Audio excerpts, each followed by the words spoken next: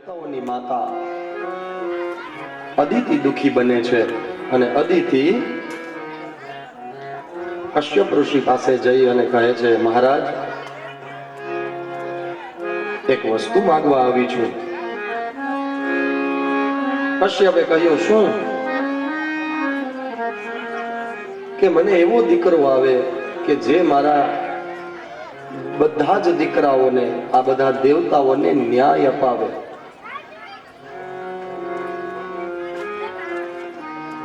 દીદીના દીકરા રાક્ષસો એના ઘરે સુખી, મારા દીકરા મારા ઘરે સુખી. આવું કઈ જાણતા હો તો કહો. કશ્યપ ઋષિએ કહ્યું કે તો તમે પયોવ્રત કરો, 12 દિવસનું પયોવ્રત. વિષ્ણુ વામન બની હાલિયા રે, વિષ્ણુ વામન બની હાલિયા રે,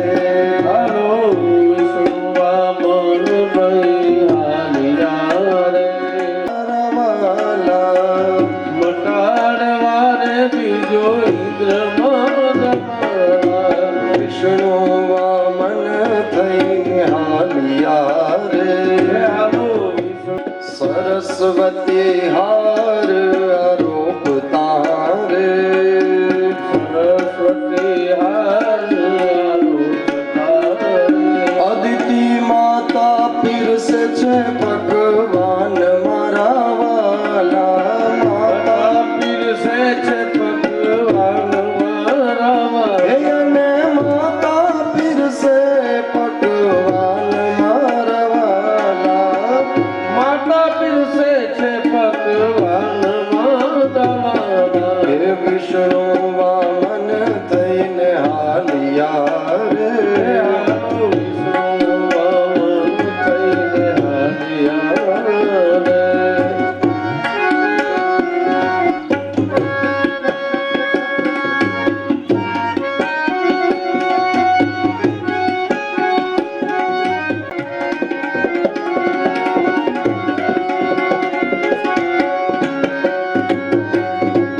શ્વેત છત્ર શિર પર ધર્યું રે, શ્વેત છત્ર શિર પર ધર્યું રે, શ્વેત છત્ર શિર પર ધર્યું રે, શ્વેત છત્ર શિર પર.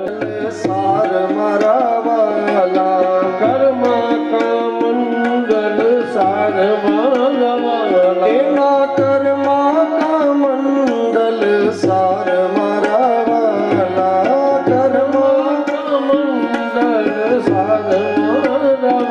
આજ વિષ્ણુ વામન બની હાલિયા રે, વિષ્ણુ વામન થઈને હાલિયા, મારું વાલું વિષ્ણુ વામન બની હાલિયા રે, વિષ્ણુ વામન બની હાલિયા રે.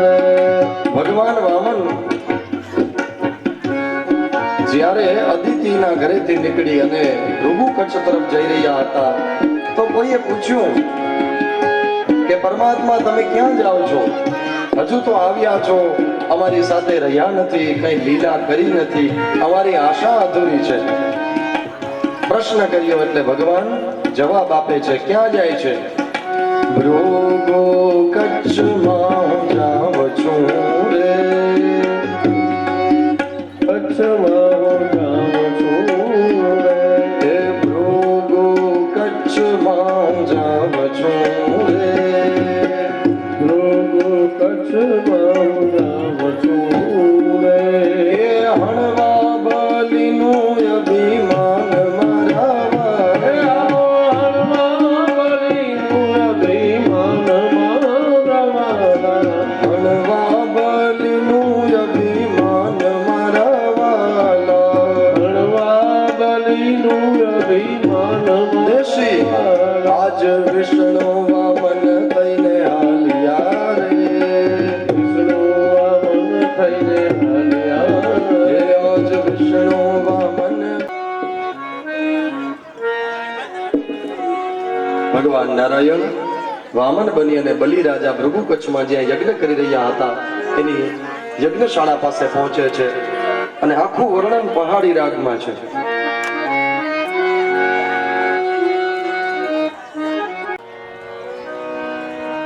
બલિ રાજા પાસે જઈ અને કહે છે કે મહારાજ, આપણી યજ્ઞશાળાની અંદર એક દિવ્ય અને અદ્ભુત બ્રાહ્મણ આવે છે. આ બ્રાહ્મણ ક્યારે જોયા ન હોય આનું આવું રૂપ એ આજે ભગવાનના ચરણ પખાડે છે. ભગવાન નારાયણ ક્યારે જોયા નથી. ક્યાંથી આવો છો? કીધું કે રાજા, હું તો વિચરણ કરતો હોઉં છું કે હું સવારે સંધ્યા કરી રહ્યો હતો અને એવે સમયે તમારા જ કોઈ સેવકોએ મને ત્યાંથી ઊભો કર્યો. માગવા આવ્યો છું. ચક્રવર્તી સમ્રાટ બલિ કહે, મહારાજ તો સંકોચ ન કરશો, જે માગો એ આપું. મનથી આકર્ષાઈ જાય છે. બલિની દીકરી હતી રત્નાવલી. એનું ધ્યાન વામન ઉપર પડે અને મનમાં વિચાર કરે કે મારે આવો દીકરો હોય તો માગો, સંકોચ ન કરશો. ત્યારે ભગવાન વામન કહે કે રાજા, જો આપવું જ હોય તો હું સંધ્યા પૂજા કરું ત્યાંથી મને કોઈ ઊભો ન કરે. એટલા માટે મારા પોતાના 3 ડગલા માગી અને ધરતી મારે જોઈએ છે. એટલું ભૂમિનું હતું કે આવડા તેજસ્વી બ્રાહ્મણ, નાનું રૂપ અને માગડી પણ નાની. મહારાજ, આટલાથી કઈ નહીં થાય. આકાશ, પાતાળ અને પૃથ્વી ત્રણેય લોક આજે મારા હાથમાં છે, માગી લ્યો. ભગવાન વામન પણ મનમાં વિચાર કરે કે 3 ડગલા તો આપી દે, પછી કઈ રહેવા દઉં તો કેજે. આપીશ. હવે તમે જ સંકલ્પ કરાવો. વામનદેવ પોતાનું કમંડળ લે છે. સંકલ્પ કરાવવાની તૈયારી થાય ત્યાં શુક્રાચાર્ય બલિને બોલાવે છે. એ બલિ, અહીં આવો. ત્રણેય લોકનો સમ્રાટ થયો છે એની પાછળનું કારણ તે બ્રાહ્મણોની સેવા કરી છે. એની પાછળનું કારણ તે ગુરુની આજ્ઞાનું પાલન કર્યું છે. દિવ્ય દ્રષ્ટિથી જોયું છે આ બ્રાહ્મણ કોઈ ધરતીના સામાન્ય બ્રાહ્મણ નથી, આ જગતનો નાથ છે. તું વિચારીને દેજે. હવે બલિ કહે, મહારાજ તમે મારા ગુરુ છો અને ગુકારસ્તંધકારસ્યા ધૃકારસ્તન નિરોધકઃ, અંધકારમાંથી પ્રકાશ તરફ લઈ જાય એને જ ગુરુ કહેવાય. હે ગુરુદેવ, તમે મને રસ્તો બતાવ્યો છે તો હું જરૂર એને માથા ઉપર રાખું, પણ મને એક વાત કહો કે આખું જગત જેની પાસે માગ કરતું હોય, ગુરુની આજ્ઞાનું ઉલ્લંઘન થયું એટલે શુક્રાચાર્યએ લક્ષ્મી વિનાનો થઈ જાય એવો શ્રાપ આપી દીધો છે. અને હવે બલિ જાય છે. ભગવાન વામનને કહે, મહારાજ હવે મને સંકલ્પ કરાવો. ત્યારે ભગવાન વામન પોતાનું કમંડળ ઉઠાવે છે અને બલિને, કોઈ માણસ દાન કરતું હોય, કોઈ ધર્મનું કાર્ય કરતું હોય, એમાં આડા પડીએ ને તો આંખ વેલી જાય. પાણી આપ્યું, તુલસીનું પાન આપ્યું અને સંકલ્પ કરાવ્યો. શ્રીમદ ભગવતો મહાપુરુષસ્ય શ્રી વિષ્ણોરાજ્ઞયા પ્રવર્તમાનસ્ય આદ્ય બ્રહ્મણો દ્વિતીય પદાર્થે સદાશયતવારાની અંદર સ્થાન આપ્યું છે. પછી તો ભગવાન વામનને બલિ પ્રાર્થના કરે છે કે ભગવાન, મારો સંકલ્પ જો પૂર્ણ થયો હોય તો મને તમારા ચતુર્ભુજ રૂપના દર્શન આપો. ભગવાન નારાયણ બલિને ચતુર્ભુજ રૂપના દર્શન આપે છે અને પછી બલિને કહે, બલિ તારી દાન ભક્તિથી હું બહુ પ્રસન્ન છું. આજ પછી કોઈ માણસ પોતાનું સર્વસ્વ દાન કરશે તો એ તારા નામે ઓળખાશે, બલિદાન. હે બલિ, માગ, જે જોઈએ આપું. બલિએ કહ્યું, ભગવાન તો બસ તમારું જીવન, તમારો સાથ હંમેશાને માટે મારે જોઈએ. ભગવાને તથાસ્તુ કહ્યું. એટલે સૂતલ લોકની અંદર અષાઢ મહિનાની અંજવાળી 11 આવે ત્યારે ભગવાન નારાયણ બલિનો ચોકી પેરો ભરવા જાય અને કારતક મહિનાની અંજવાળી એકમ આવે, 11 આવે. કારતક મહિનાની અંજવાળી 11 આવે ત્યારે ભગવાન સૂતલ લોકમાંથી બહાર આવે. તો એ ચાતુર્માસ કહેવાય. 4 મહિના સુધી ભગવાન બલિરાજાનો ચોકી પેરો ભરે છે. ભગવાન આવે પછી બ્રહ્માજી જાય છે અને બ્રહ્માજી આવે પછી સત્યવ્રત મનુ એને પોતાના કમંડળમાં પધરાવે. દિવસે ને દિવસે મત્સ્ય ભગવાન પોતાનું રૂપ વધારતા જાય છે. નદી તળાવ એ બધાની અંદરથી ભગવાનને પધરાવીને છેલ્લે ભગવાન સમુદ્રમાં જાય છે.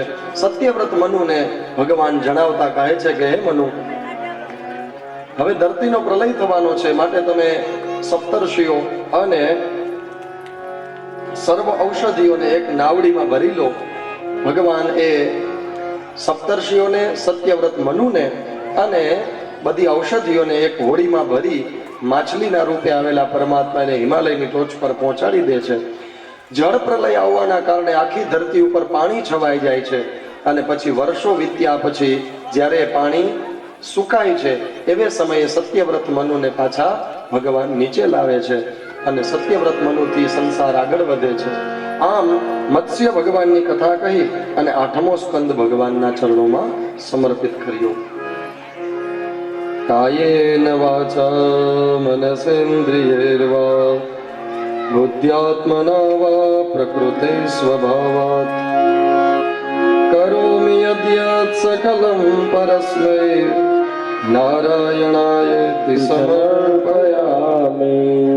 શ્રીમદ્ ભાગવતે મહાપુરાણે વૈયાસિક્યામ અષ્ટાદશસહસ્ર્યામ પારમહંસ્યામ સંહિતાયામ અષ્ટમ સ્કંદ. ઓમ તત્સત શ્રી કૃષ્ણાર્પણમસ્તુ. 8મો સ્કંદ ભગવાનના ચરણોમાં સમર્પિત કરી 2 મિનિટ હરિનામ સંકીર્તન કરીએ અને પછી 9મા સ્કંદમાં પ્રવેશ કરીએ. હવે 9મો સ્કંદ એટલે ભગવાન રામ આવવાના છે. બપોરે તો ભગવાન રામના જન્મોત્સવ નિમિત્તે આપણે એમની આરતી અને પૂજા કરી લીધી, પણ કથાના રૂપે આપણી કથા ખંડિત ન થાય, અખંડ રહે. અને બીજી એક વાત, લાઈટ જાય એવે વખતે કથા બંધ રહે તો એ કથા તમે સાંભળતા નથી, બાકી અહીંયા બેઠા બેઠા હું એના બધા જ શ્લોકો વાંચતો રહું છું, એટલે આપણી ભાગવત અધૂરી ન રહે. તો બપોર સુધીના સત્રમાં રામ જન્મ સુધીના જેટલા શ્લોકો હતા એ બધા મેં વાંચ્યા છે, તો કથા ક્યાંય ખંડિત નથી. પણ તેમ છતાં અત્યારે ભગવાનની કથા આપણે વિશેષ કરવું છે, તો 2 મિનિટ ભગવાન રામનું ભજન અને પછી 9મા સ્કંદમાં પ્રવેશ કરીએ. શ્રી રામ જય રામ જય જય રામ. શ્રી રામ જય રામ જય જય રામ. શ્રી રામ જય રામ જય જય રામ. શ્રી રામ જય રામ જય જય રામ. શ્રી રામ જય રામ જય જય રામ. શ્રી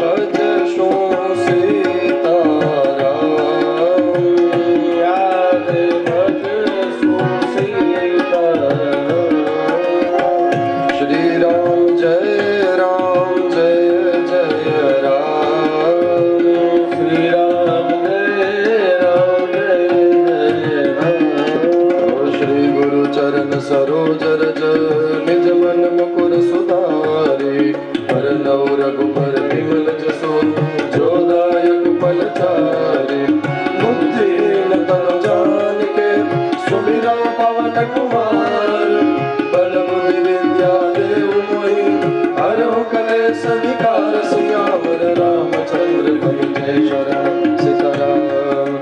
जय हनुमान ज्ञान गुण सागर जय कपीश तिहु लोक उजागर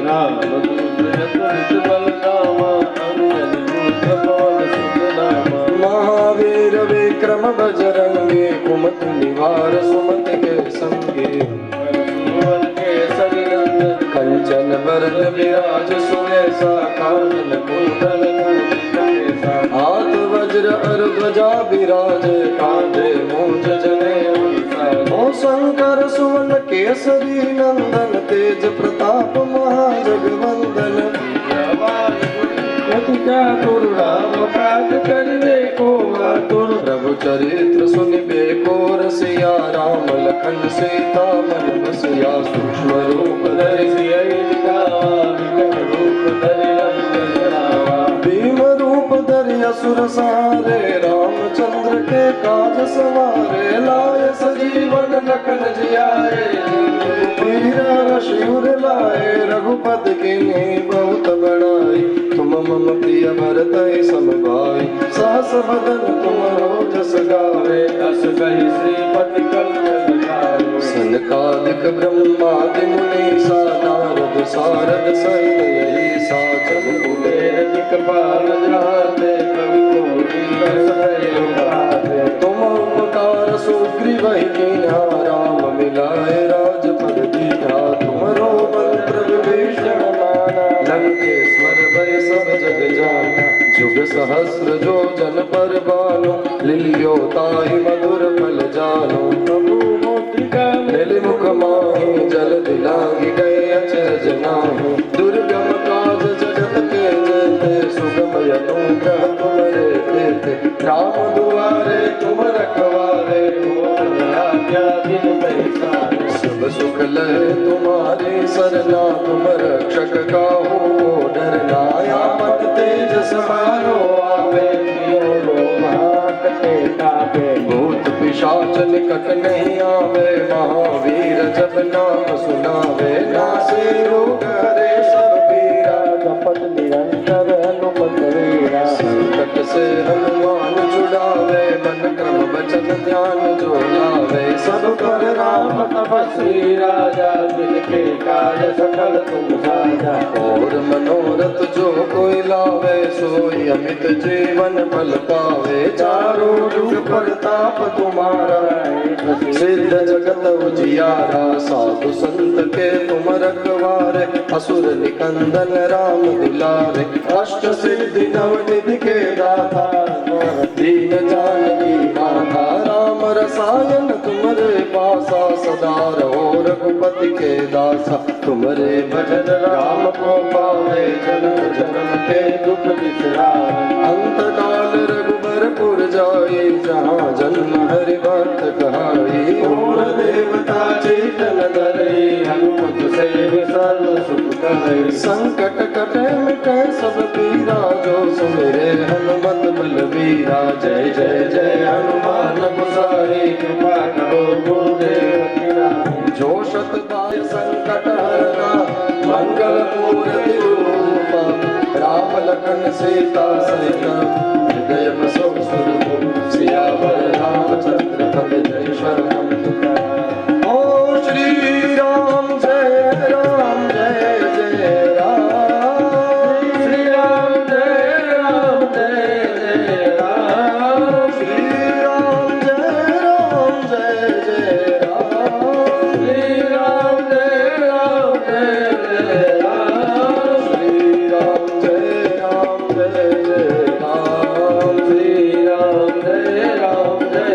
जय राम ओ श्री राम जय राम जय जय राम श्री राम जय राम जय जय राम ओ रात्र निंद्रा दिवसे रात्र निंद्रा दिवसे प्यारे भज सो सीताराम प्यारे भज सो सीताराम जय रघुनंदन जय सिया राम जय रघुनंदन जय सिया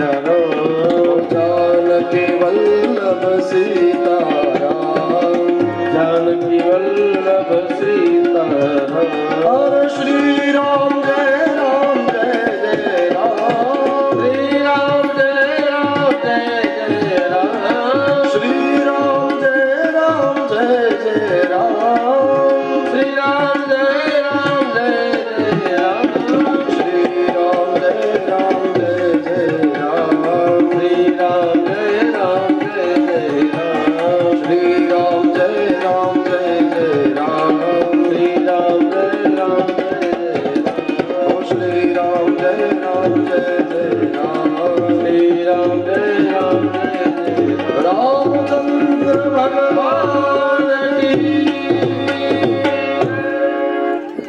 હનુમાન જયંતીનો દિવસ અને હનુમાન ચાલીસાનો પાઠ કર્યો. ભગવાન હનુમાનજીના ચરણે આજનો પાઠ સમર્પિત. 9મા સ્કંદની શરૂઆત કરીએ. પરીક્ષિત કહે છે, મહારાજ હવે ભગવાનના ભક્તોની કથા સંભળાવો.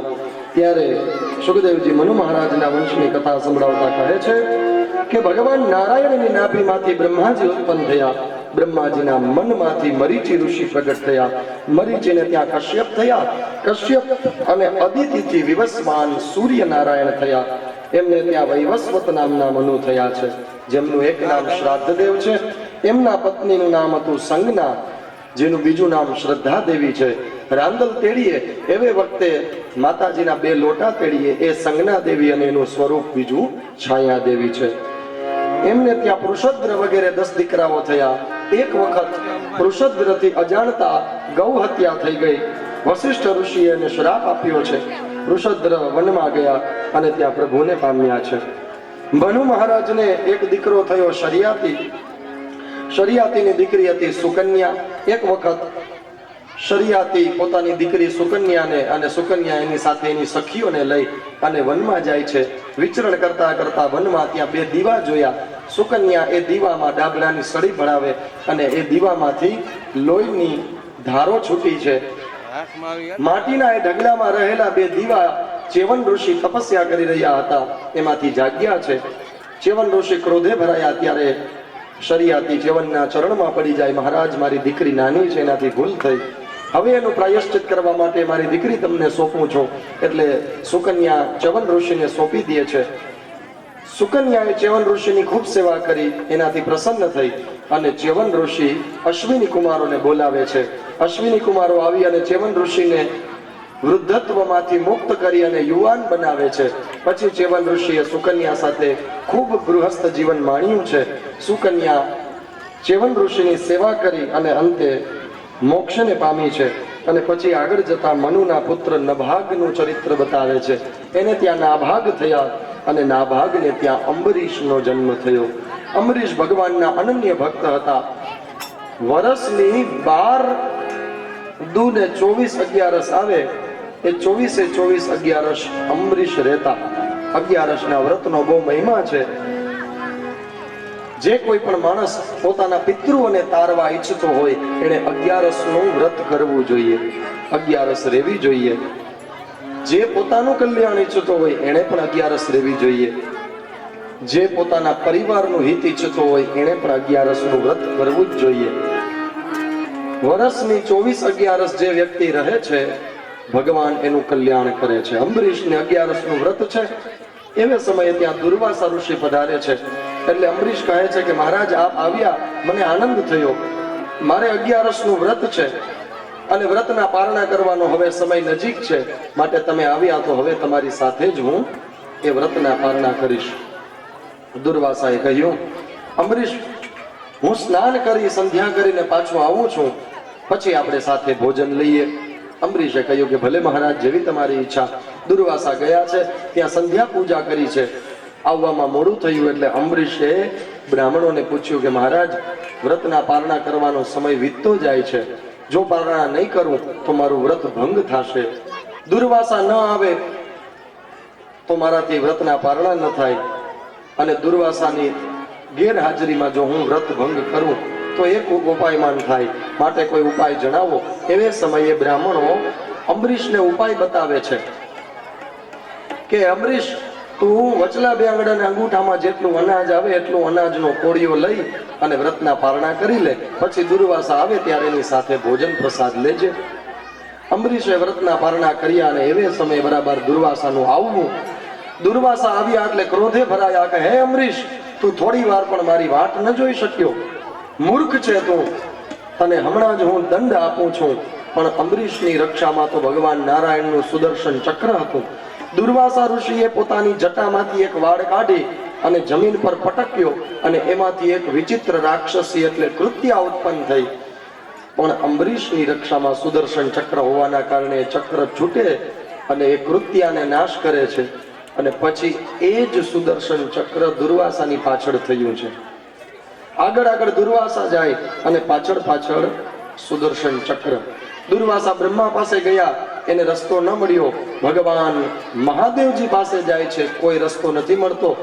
નારાયણ પાસે જાય અને દુર્વાસા કહે કે હે નારાયણ, આ સુદર્શન ચક્ર તમારું છે, આનાથી મારી રક્ષા કરો.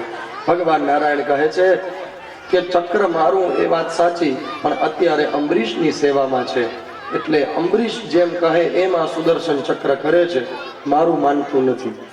એટલે દુર્વાસા ઋષિ એ બ્રહ્મા વિષ્ણુ મહેશ ત્રણેય દેવતાઓ પાસેથી ચક્કર લગાવી 1 વર્ષ પૂરું થાય ત્યારે અંબરીશ પાસે પહોંચે છે. અંબરીશને કહે છે, હે રાજા, હવે આ ચક્રને શાંત કરો. મને સમજાઈ ગયું કે ભગવાનના ભક્તોને હેરાન ન કરાય. જે ભોળો માણસ હોય, જે ભગવાનનો ભક્ત હોય, જે નિખાલસ હોય, જે સીધો સાદો માણસ હોય, આને ક્યારે હેરાન ન કરવો, અન્યથા એનો દંડ બહુ મોટો હોય છે.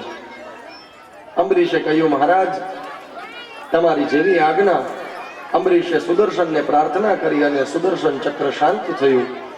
પછી અંબરીશે કીધું, મહારાજ તમે ગયા ત્યારથી અત્યાર સુધી 1 વર્ષ વીત્યું છે, મેં વ્રતના પારણા પછી મારા મોંમાં અન્નનો દાણો નથી નાખ્યો, તમારી રાહ જોઉં છું મહારાજ, હાલો હવે ભેળા પ્રસાદ લઈએ. 1 વર્ષ સુધી તપ આચરી અન્ન ખાધા વિના અંબરીશે દુર્વાસાની રાહ જોઈ છે. આવા ભગવાનના ભક્ત હતા, સંતોના ભક્ત હતા. એટલે પછી તો દુર્વાસાને પસ્તાવો થયો. દુર્વાસાએ અંબરીશની સાથે પ્રસાદ ભોજન લીધું છે અને દુર્વાસાએ ત્યાંથી વિદાય લીધી. જીવ્યા ત્યાં સુધી અંબરીશે એકાદશી વ્રતનું આચરણ કર્યું અને અંતે ભગવાનના ધામમાં સિધાવ્યા. સુખદેવજી ઇક્ષ્વાકુ મનુના વંશનું વર્ણન શરૂ કરે છે. ઇક્ષ્વાકુ મનુના વંશમાં આગળ જતા માંધાતા નામના રાજા થયા. માંધાતાએ પોતાની 50 કન્યાઓ સૌરભી નામના ઋષિ સાથે પરણાવી છે, એ કથા કહી. પછી એ જ વંશમાં આગળ જતા ત્રિશંકુ થયા. ત્રિશંકુની એવી ઈચ્છા હતી કે મારે આ શરીર સાથે સ્વર્ગલોકમાં જવું છે, એટલે પોતાના ગુરુ વશિષ્ઠ પાસે જાય છે. જઈને કહ્યું કે મહારાજ, હે ગુરુદેવ, તમે દયા કરો અને મને શરીર સાથે સ્વર્ગે પહોંચાડો. વશિષ્ઠએ કહ્યું, મૈરા વિના સ્વર્ગમાં જવાતું નથી. પ્રકૃતિનો નિયમ છે, મૃત્યુ થાય અને એ જીવના જો પુણ્ય હોય, કર્માનુગો ગચ્છતિ જીવ એકઃ, જો એના પુણ્ય હોય તો એ સ્વર્ગે જઈ શકે. ત્યારે ત્રિશંકુ રાજા વશિષ્ઠ પાસેથી હાથ જોડીને વિદાય લે અને ગયો વિશ્વામિત્ર પાસે. વિશ્વામિત્રને જઈને કહ્યું કે મહારાજ, મને તમે સ્વર્ગે પહોંચાડી શકો? કેમ કે મારા ગુરુ વશિષ્ઠએ મને ના પાડી છે.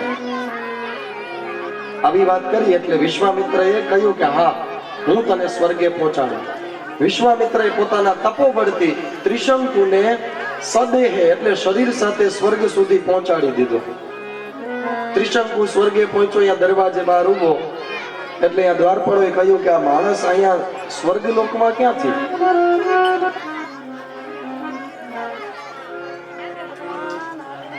એ ભાઈ તું કોણ છો? કીધું કે હું ત્રિશંકુ રાજા છું અને સદેહે હું શરીરથી સ્વર્ગ પર આવ્યો છું. દ્વારપાળોએ કહ્યું કે કોઈ માણસને અંદર એન્ટ્રી નથી, કોઈ માણસ સ્વર્ગની અંદર શરીર સાથે આવી શકે નહીં.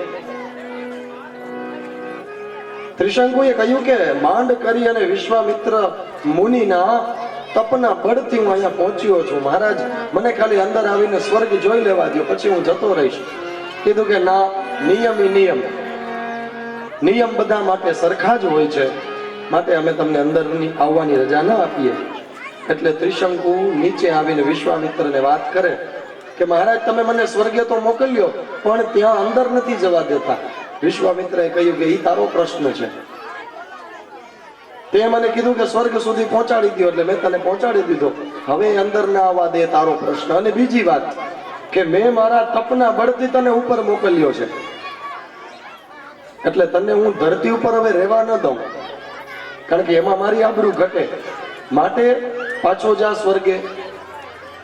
ત્રિશંકુ સ્વર્ગે જાય તો ઓલા અંદર ના આવવા દે, નીચે ધરતી ઉપર વિશ્વામિત્ર પગ ન મૂકવા દે, એટલે ન સ્વર્ગનો કે ન ધરતીનો, વચ્ચે લટકતો રહ્યો આ ત્રિશંકુ.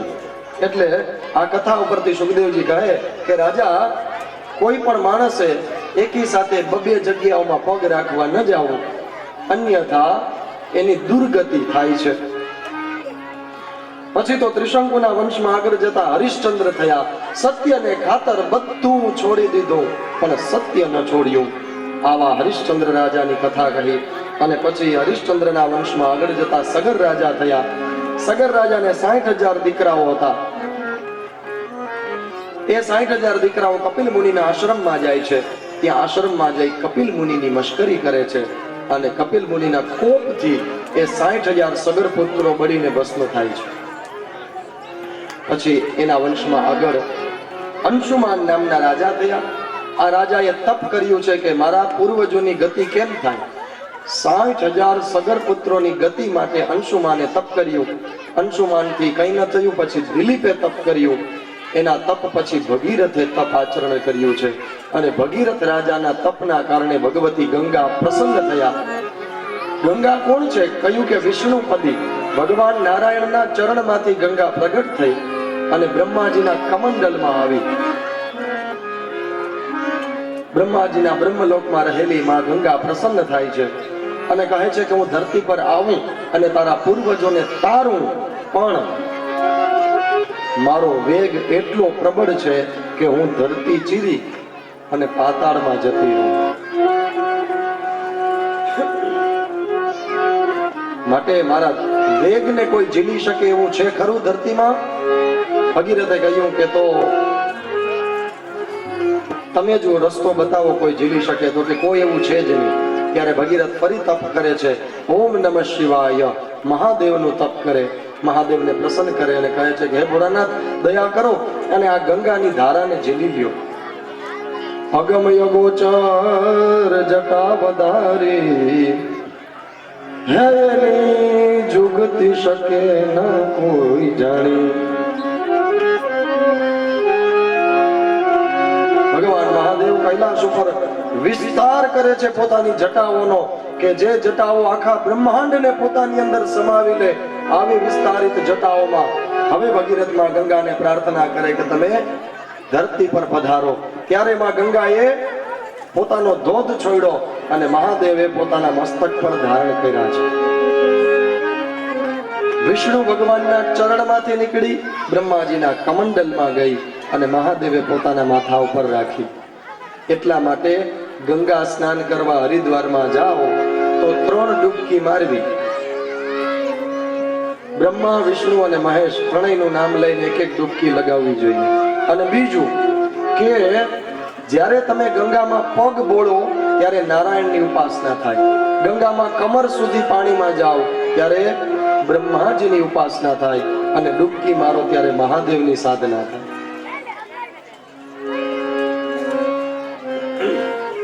પછી તો મહાદેવે પોતાની જટા બાંધી લીધી. એમાંથી એક જટા ખોલી, એમાંથી ગંગાની ધારાઓ નીકળી. એ ગંગાની ધારા ધરતી પર પડી. ભગીરથ આગળ આગળ ચાલે, પાછળમાં ગંગા આવતા જાય. 60,000 સગર પુત્રો જે જે જગ્યાએ એની ભભૂતિ પડેલી, એની રાખ પડેલી, એના ઉપર ગંગાના પાણી ફર્યા અને એ બધાની મુક્તિ થઈ. 60,000 સગર પુત્રોની મુક્તિ અને ગંગા અવતરણની કથા કહી. અને એ પછી આગળના વંશની કથા કહેતા કહે છે કે રાજા, એ પછી આગળ સૌદાસ નામના રાજા થયા. સૌદાસના પુત્ર મહાબલી ખટવાંગ થયા, જેણે માત્ર 2 ઘડીમાં મોક્ષ પામી લીધો. ખટવાંગના દીકરા દીર્ઘબાહુ થયા. દીર્ઘબાહુને ત્યાં રઘુ થયા. રઘુ એ બહુ પરાક્રમી રાજા હતા, એટલે રઘુના નામ ઉપરથી વંશનું નામ રઘુવંશ એવું થયું છે. રઘુના વંશમાં આગળ જતા અજ થયા અને અજને ત્યાં દશરથ થયા છે. દશરથ રાજાને 3 રાણીઓ. એના કઈ કઈ કૌશલ્યા એવા નામ રે, ગરબી ગાય તો રૂડા રામની રે.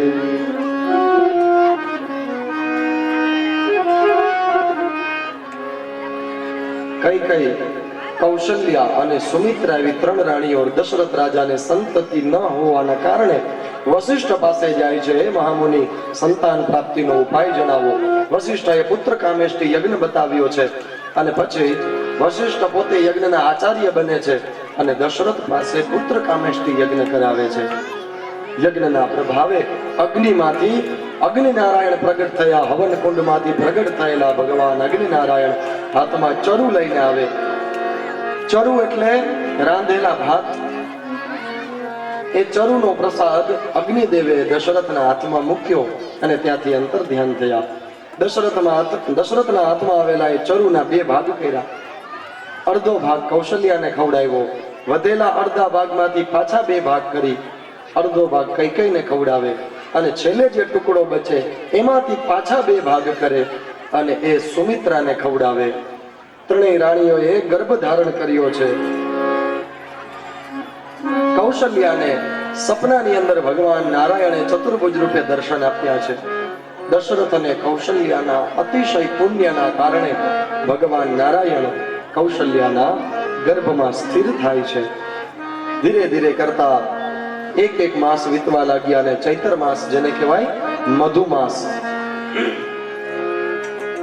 નોમની તિથિ આવે છે.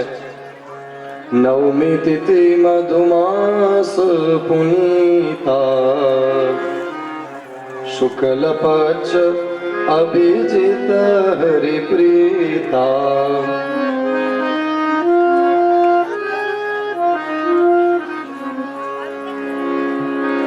મધ્ય દિવસ અતિ શીતલ ધામ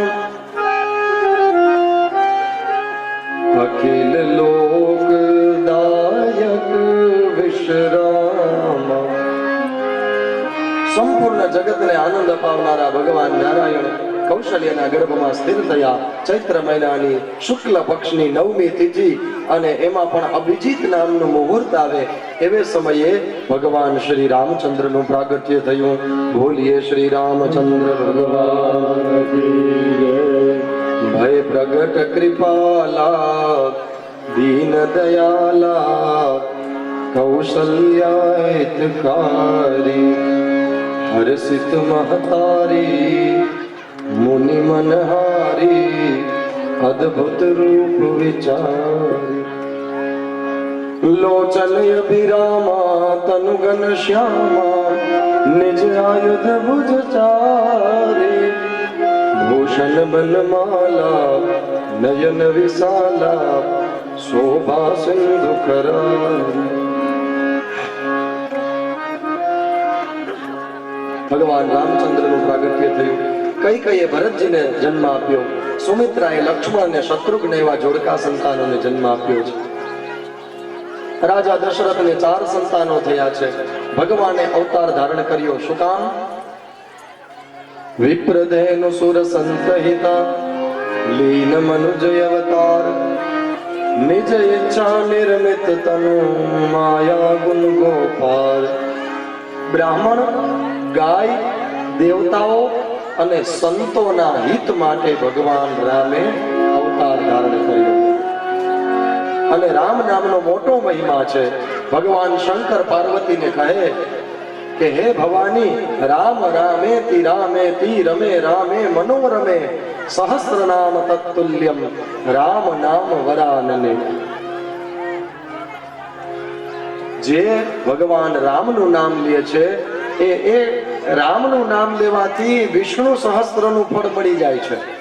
ભગવાનના 1000 નામ એક બાજુ, જ્યારે રામનું નામ એક બાજુ.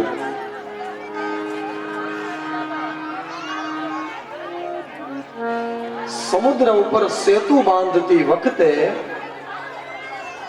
નલ અને નીલ નામના 2 વાનરો રામનું નામ લખી અને સમુદ્રમાં પથ્થર ફેંકે અને પથ્થર તરવા લાગ્યા.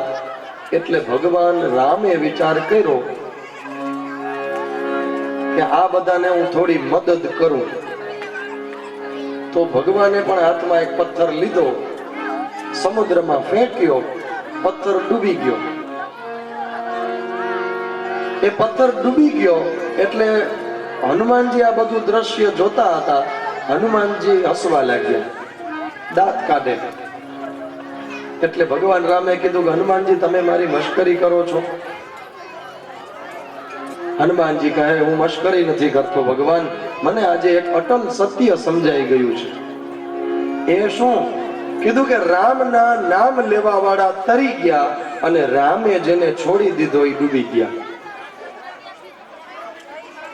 એટલે રામ નામનો મહિમા છે. હનુમાનજીના મંદિર ગામે ગામ હોવાનું કારણ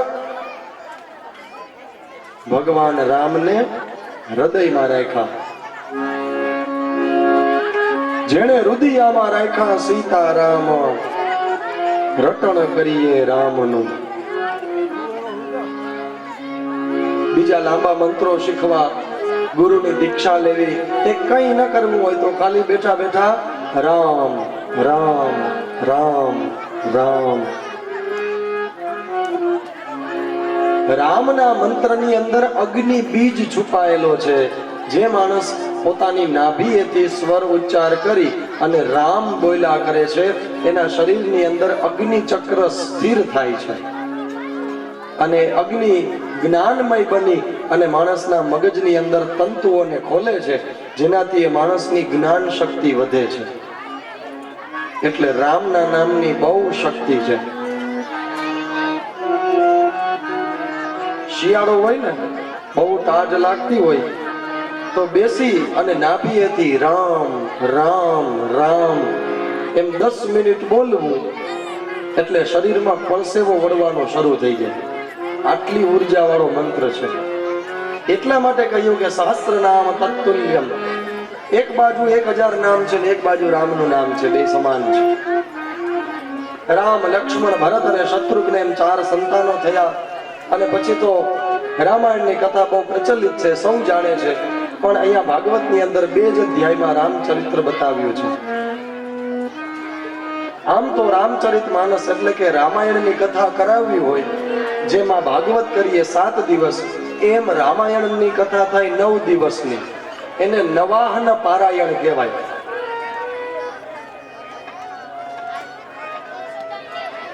રામ, લક્ષ્મણ, ભરત અને શત્રુઘ્ન સંતાનો 4 થયા છે અને દશરથ રાજા અતિ પ્રસન્ન છે.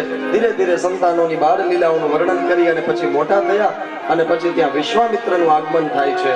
વિશ્વામિત્ર મહામુનિ આએ, એમનું સ્વાગત થયું અને દશરથને ન ગમે એવું કામ એક કે વિશ્વામિત્ર રામ અને લક્ષ્મણને માંગે છે કે મને સોંપી દો. દશરથનું મન ત્યાં કોચવાય છે, પણ મને કમ અને રામ વિશ્વામિત્રને સોંપવા પડે છે.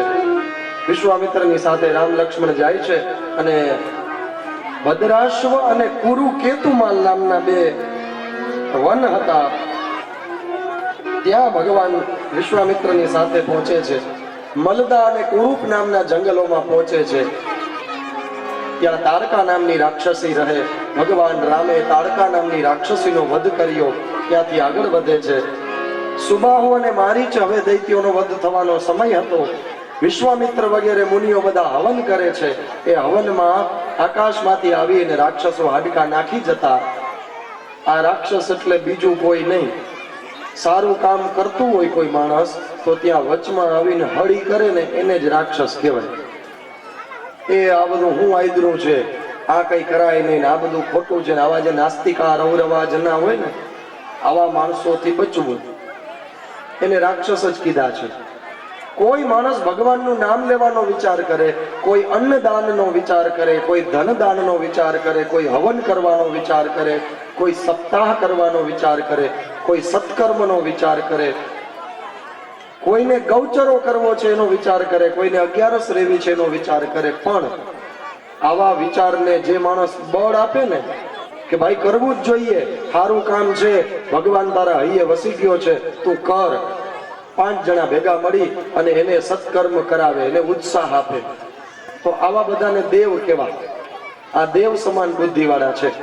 પણ કોઈને વિચાર આવે કે મારે હવન કરવો છે, કોઈ આવીને એમ કહે હવે એવું કઈ કરાય નહીં, એવું કઈ હોય નહીં, કઈ નડતું નથી, મહેનત કરને, એ રાક્ષસી વિચારધારા છે. સત્કર્મ કરતા કોઈને રોકવા નહીં. સત્કર્મમાં બળ આપે એ દૈવિક વિચારધારા અને સત્કર્મને ઉતારી પાડે રાક્ષસી વિચારધારા. આજ આમાં બતાવવામાં આવ્યું છે કે હવન કરે છે ને એમાં ઉપરથી આવીને હાડકા નાખી જાય છે. એટલે હવે વિશ્વામિત્ર વગેરે મહામુનિઓએ યજ્ઞ શરૂ કર્યો છે. રામ લક્ષ્મણનો પેરો છે. ભગવાન રામે પોતાના દિવ્ય બાણ દ્વારા ઉપર ફરતું ચક્ર ગોઠવી દીધું છે. રાક્ષસો આવે, મળમૂત્ર ફેંકે પણ નીચે પહોંચતા નથી, ઓલું ચક્ર એને ખાઈ જાય છે. અને પછી જોત જોતામાં ભગવાન રામે પોતાનું બાણ છોડ્યું અને સુબાહુ નામના દૈત્યને મારી નાખ્યો. ભગવાને એક બીજું બાણ છોડ્યું અને મારીચને લંકામાં મોકલી દીધો. ત્યાંથી ભગવાન વિશ્વામિત્રનો યજ્ઞ સંપન્ન થયો અને હવે વિશ્વામિત્ર બે ભાઈઓ ઉપર પ્રસન્ન થાય છે અને રામને દિવ્ય અસ્ત્ર શસ્ત્રની વિદ્યા શીખવાડે છે. વિશ્વામિત્ર એ અસ્ત્ર શસ્ત્રોની વિદ્યા આપી અને ત્યાંથી એને લઈ જાય છે ગૌતમ ઋષિના આશ્રમમાં. ગૌતમના આશ્રમમાં એક પથ્થર પડેલો હોય છે. વિશ્વામિત્રએ કહ્યું કે આ પથ્થર વર્ષોથી તમારી રાહ જોવે છે, ન થયો, માત્ર રજ પડી ત્યાં એ પથ્થરમાંથી સ્ત્રી બની ગઈ, એટલે કે અહલ્યા. ઇન્દ્ર રાજાએ અહલ્યા સાથે ખરાબ આચરણની કળાઓ ક્ષીણ થવાનો શ્રાપ, ઇન્દ્ર રાજાને પદભ્રષ્ટનો શ્રાપ અને અહલ્યાને પથ્થર બની જવાનો શ્રાપ મળેલો. ત્યારે અહલ્યા ગૌતમના પગમાં પડીને પ્રાર્થના કરે કે મહારાજ, મને આમાંથી છોડાવો અને એના ચરણ રજથી તને પાવન કરી દેશે અને પછી તું એના જ ધામમાં પધારીશ. એટલે આજે એ અહલ્યા ઉપર ભગવાનની ચરણ રજ પડી અને અહલ્યામાંથી સ્ત્રી બની, પથ્થરમાંથી સ્ત્રી બની છે. અને હવે અહલ્યા ભગવાનની સ્તુતિ કરે. જેહી પદ સુર સરિતા પરમ પુનીતા મમ ઉડધરે કૃપાલ ગૌતમ નારી બાર બાર રઘુ ચરણ ફરી. અહલ્યા ભગવાન રામની સ્તુતિ કરે કે હે પરમાત્મા, આજે તમે આવ્યા અને મને પાવન કરી. તમારા ચરણની રજમાં મારો જન્મારો સફળ થયો. વર્ષોથી હું આ પથ્થર બની અને તમારી રાહ જોઉં છું કે એક દી મારા રામ આવશે અને મને પાવન કરશે. આજે એ સમય આવ્યો. તમે તમારા ચરણની રજ મારા મસ્તક પર પધરાવી હું પાવન થઈ. હે પરમાત્મા, તમારા આશીર્વાદ અને તમારી કૃપા સદૈવને માટે વરસાવજો એવી કૃપા કરી, એવી પ્રાર્થના કરી અને અહલ્યા રામ મિથિલાપુરની અંદર સીતાના સ્વયંવરની ગોઠવણી કરે છે. એમાં તમને આમંત્રણ છે. એટલે વિશ્વામિત્રને આમંત્રણ મળ્યું. મિથિલાપુરીની અંદર વિશ્વામિત્ર, રામ, લક્ષ્મણ બધા રોકાય છે. બીજે દિવસે સવારે ભગવાન રામ વિશ્વામિત્રની પૂજા માટે ફૂલ તોડવા જાય છે. એવે સમયે પુષ્પ વાટિકામાં ત્યાં પછી તો ધનુષ્ય ભંગનું આયોજન થયું છે.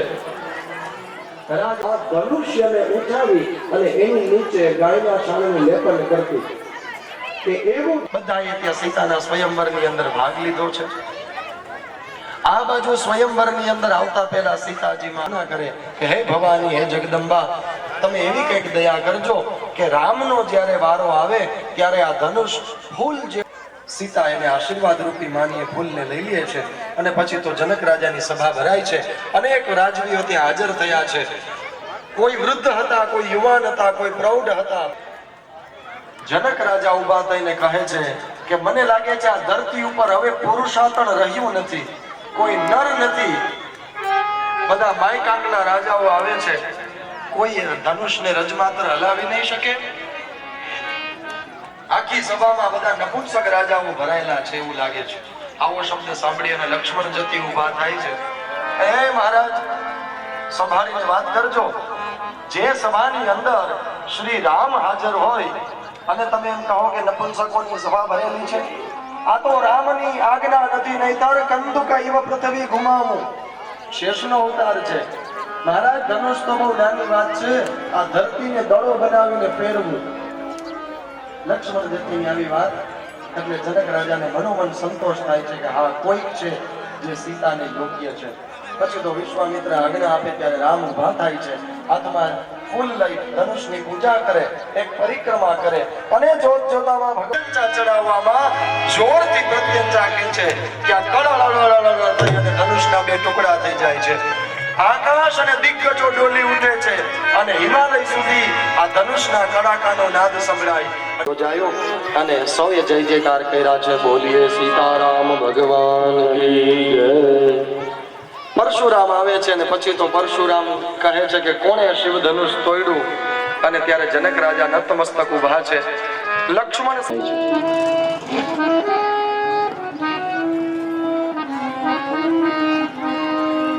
સીતારામના વિવાહ થયા, એની સાથે સાથે જનક રાજાના થયા, સૌ આવ્યા અયોધ્યા. અયોધ્યામાં થોડો સમય પસાર થયો એટલે દશરથ રાજાને વિચાર આવે કે રામને ગાદીએ બેસાડું. શું કામ? દશરથ વિચાર કરે કે હવે મારી અવસ્થા થઈ, હવે રામને ગાદી આપું. દશરથ મંત્રીઓ સાથે બેઠક કરે, ચર્ચાની અંદર નિર્ણય લેવાયો કે રામને રાજગાદીએ બેસાડો અને રાજ્યાભિષેક થાય. પણ મંત્રાને ગમ્યું નહીં. મંત્રાના બુદ્ધિમાં જો રામ રાજા બની જાય જ ન રહે, એટલા માટે દેવતાઓએ સરસ્વતી માને પ્રાર્થના કરી કે માતાજી આ રામ ભગવાનને ગાદી મળી જશે તો પછી રાવણ સુધી પહોંચશે કેમ અને અસુરોનો સંહાર કેમ કરશે?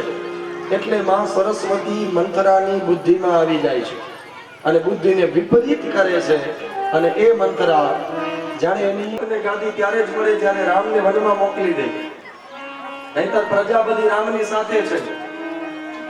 ચિત્ર વિચિત્ર વાતો કરીને કઈ કઈના મગજમાં ઝેર રેડી દીધું છે. કીધું કે 2 વરદાન તારા બાકી છે, એ માંગી લે. કથા એવી હતી કે એક અને આજનો રામલો વૃદ્ધાશ્રમમાં એના બાપને મેલવા જાય.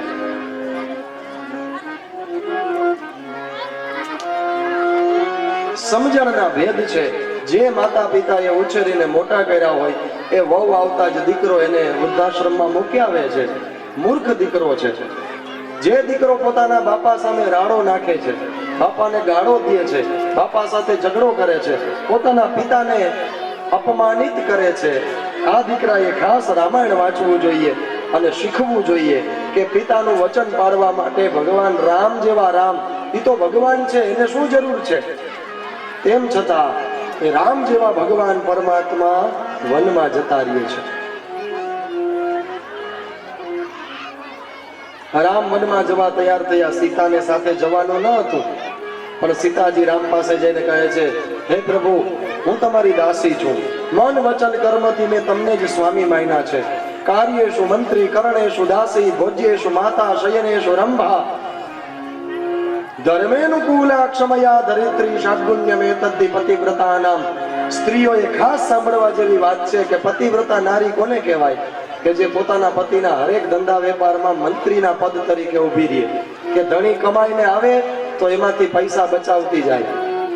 કરણેષુ દાસી, પોતાના પતિને કાયમ સેવા કરે, એના એક એક આજ્ઞાનું આદેશનું પાલન કરે. જમાડવા ટાણે એક માં એમ એના દીકરાને જેમ જમાડે એમ પત્નીએ પોતાના પતિને જમાડવો જોઈએ. ભોજ્યેષુ માતા, શયનેષુ રંભા, શયન ખંડની અંદર રંભા નામની અપ્સરા જેવું આચરણ કરવું જોઈએ. ધર્મેનુકૂલા, પતિ જો કોઈ ધર્મના માર્ગે હાલતો હોય તો પત્ની એની પાછળ પાછળ એ ધર્મના માર્ગે હાલવું જોઈએ. અને ક્ષમયા ધરિત્રી, સહન શક્તિમાં ધરતી જેવી બને. અને આ 6 ગુણ પતિવ્રતા નારીના છે. અને સીતાજીમાં બધા જ ગુણ છે. જે પોતાના પિતાના ઘરે મખમલની ગાદીઓમાં આવેલા છે, જેણે દુઃખ ક્યારેય જોયું જ નથી, અને ભગવાન રામને કહે છે કે ભગવાન મને તમારી હારે લઈ જાવ ને.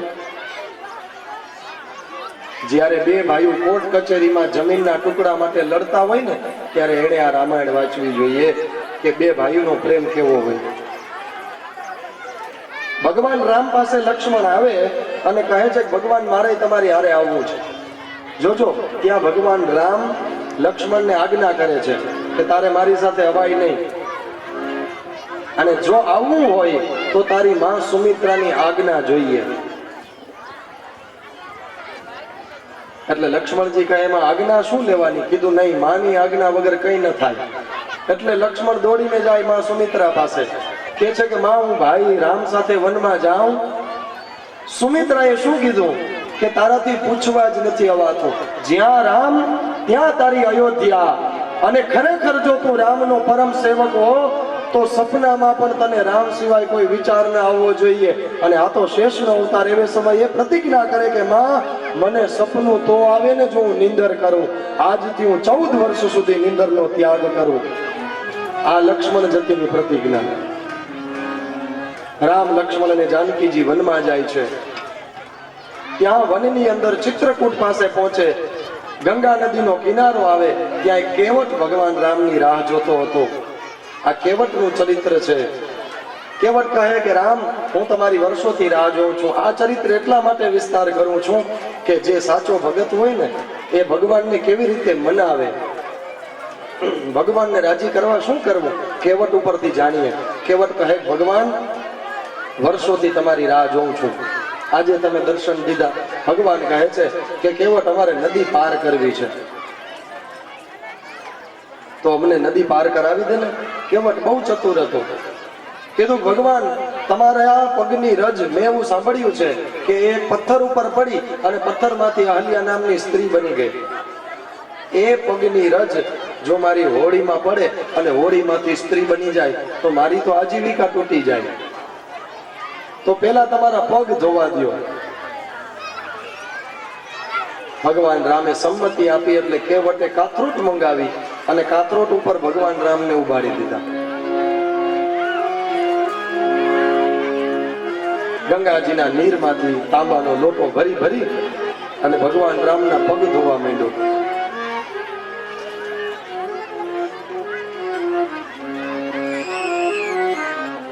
રજ તમારી કામણ ગારી મારી નાવનારી બની જાય. રજ તમારી કામણ ગારી મારી નાવનારી બની જાય.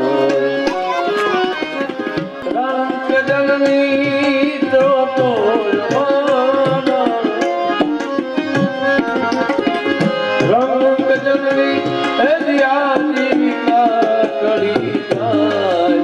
તમારા પગ ધોવા જો રઘુરાય, ધોવા જો રઘુરાય.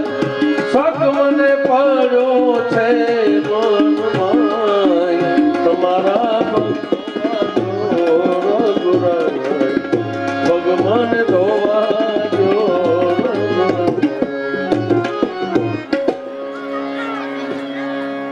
આ દેશી ભજન આનું શાસ્ત્રમાં લખેલું વર્ણન. પદ કમલ દોઈ ચઢાઈ ના વનનાથ ઉતરા નીચ મોહે રામ રાઉર આન દશરથ સપથ સબ સાચી કહું ભરતીર મારું લખનું કઈ જબ લગી ન પાર અખારી હમ तब लगिन तुलसीदास नाथ कृपाल पार उतारी हूँ.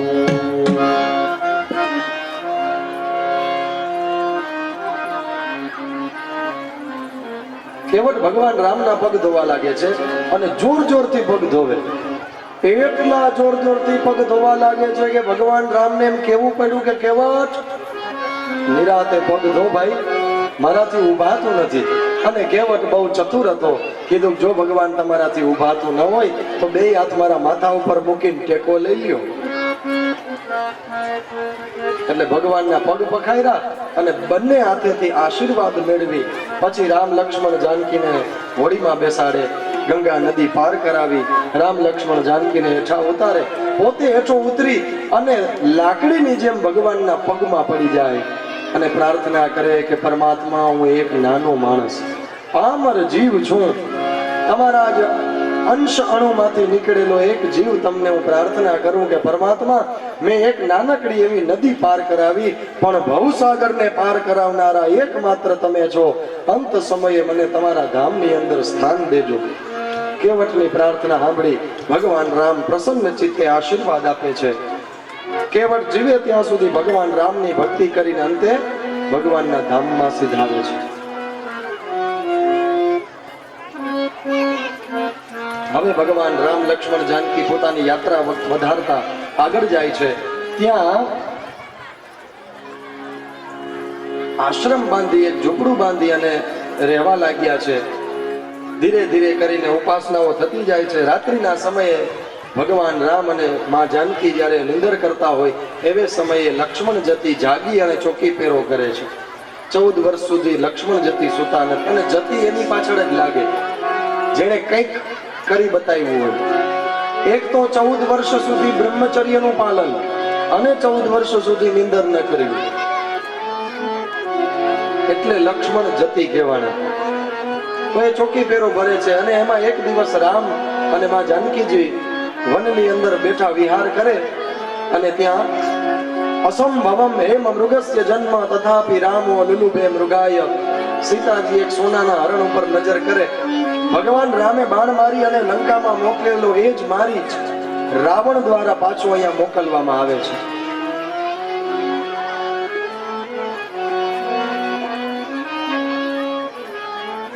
એ મારીચને રાવણ શું કામ મોકલે? કીધું કે પેલા રાવણની બેન હતી શૂર્પણખા, ઈ જંગલમાં આવેલી અને લક્ષ્મણ ઉપર મોહાઈ ગઈ ત્યારે લક્ષ્મણજી એનું નાક કાપી નાખ્યું. એટલે શૂર્પણખાએ રાવણ પાસે જઈને શું વાત કરી કે ભાઈ, ખરેખર જો તમે મને બેન માનતા હો તો મારો આ બદલો લ્યો.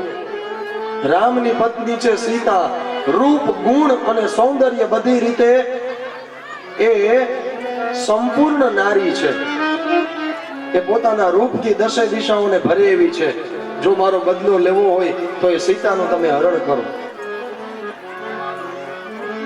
એટલે રાવણ તો હારો હતો પણ આવી દુષ્ટ બુદ્ધિની બેન હતી ને એને બગાડી મતી. એટલે સંગાત સંજાયતે કામ, કામાત ક્રોધો વિજાયતે ક્રોધાત ભવતિ सम्मोहा, सम्मोहात સ્મૃતિ વિભ્રમ. હારા માણસનો સંગ કરવો.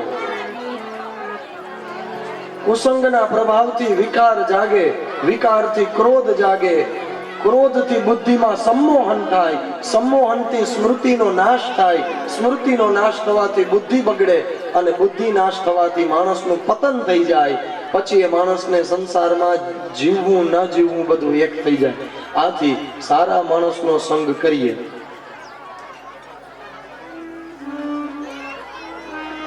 સારા માણસનો સંગ મહત્વનો છે. ઓલું એક ભજન છે અવર પુરુષનું.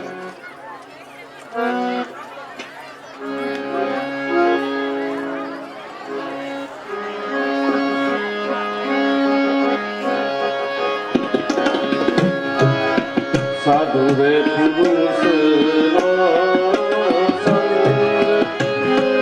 સાહેરી અમને ભાગે રે મળો. સાધુ રે પુરુષનો સંગ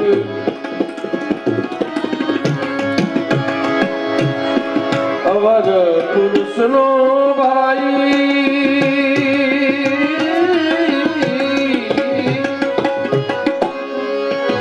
સંગનો ન કરીએ હરી. અવર પુરુષનો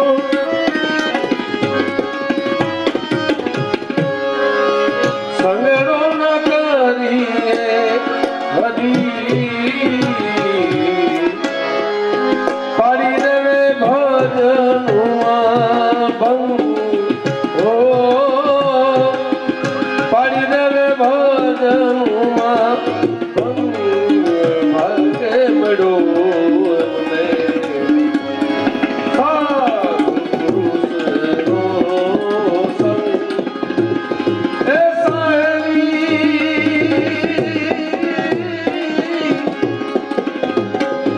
સાહેરી અમને ભાગે.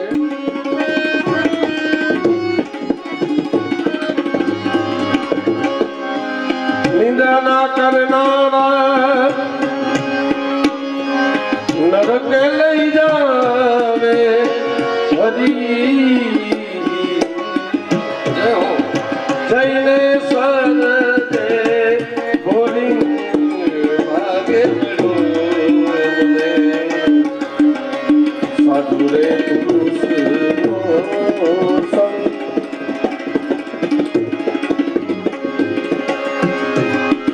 બાઈ મીરા ગાવે મામા ગિરિધામનો ગુણ. બાઈ મીરા ગાવે સંત શરણ હરી. ઉડી ઉડી લાગી મારે અંગ ભાગે મળ્યો. સાધુ રે પુરુષનો સંગ એ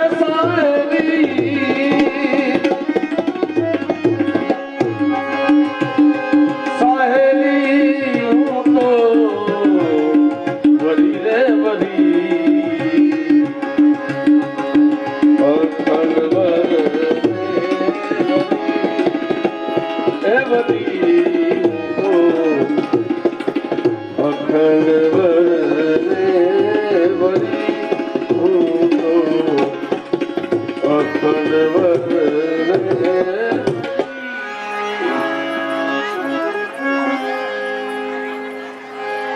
શૂર્પણખાના કહેવાથી રાવણે આવું દુષ્કૃત્ય કર્યું છે.